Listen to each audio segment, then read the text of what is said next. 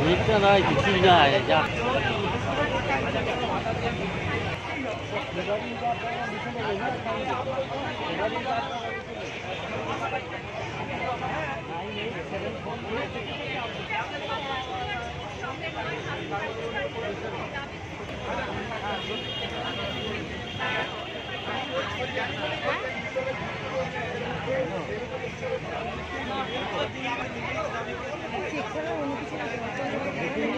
আপনি রসিদ পেলেন? হ্যাঁ, রসিদ নিলেন? রসিদ? হ্যাঁ রসিদ। হ্যাঁ হ্যাঁ, এক সেকেন্ড। এই আপনি এখানে কি ডোনেট করতে এসেছিলেন? হ্যাঁ, আপনি কি এখানে ডোনেট করতে এসেছিলেন?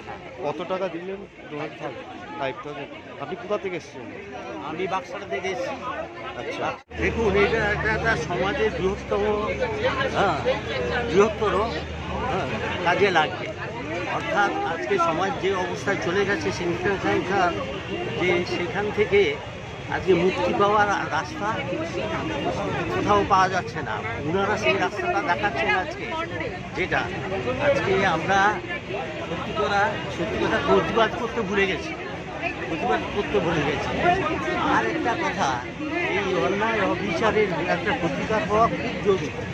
এবং শাসক শ্রেণী শাসক পাল্টায়, কিন্তু শোষণ পাল্টায় না। এরা পুরোপুরি আজকে ক্রিমিনালাইজেশন পলিটিক্স, ক্রিমিনালাইজ হয়ে গেছে।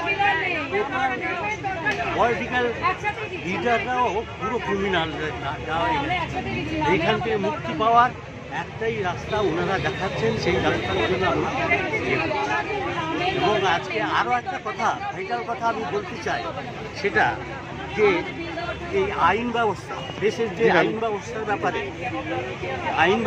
ব্যাপারে আমি একটু বলতে চাই। সেটা এই যে বলা হচ্ছে যে হিউম্যান রাইটস বলে এই পলিগ্রাম, তারপরে ওটা কি যেন আরেকটা টেস্টগুলো করায়, যেটা যেন এই যে জিনিসগুলো করছে, সেখানটা আমার অর্থাৎ যে ক্রিমিনাল, যে ঘটনাটা ঘটালো, সে তার অনুমতি ছাড়া করা যাবে না। কী ধরনের আইন? তাহলে যদি তারপরে যদি হিউম্যান রাইটস থাকে, তাহলে যে আজকে অত্যাচারিত হয়ে যে আজকে পৃথিবী ছেড়ে চলে গেল, তার কী হবে? তার বিচারটা কোথায়? তার হিউম্যান রাইটসটা কোথায়?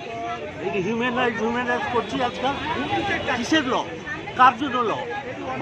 মানুষের জন্য তো। সেই আইন কোথায়? সেই আইন আজকে দেখা যাচ্ছে। সেই আইন ব্যবস্থা আজকে টোটাল দেশের আইন ব্যবস্থাটাই পাল্টানোর দরকার। এই আইন ব্যবস্থা চলতে পারে না। আপনার নামটা? হরেকৃষ্ণ পাত্র। টোটাল ব্যবস্থাটাকে আজকে আমার কন্ট্রিবিউশন সামান্য লিটল অ্যামাউন্ট, এটা আমি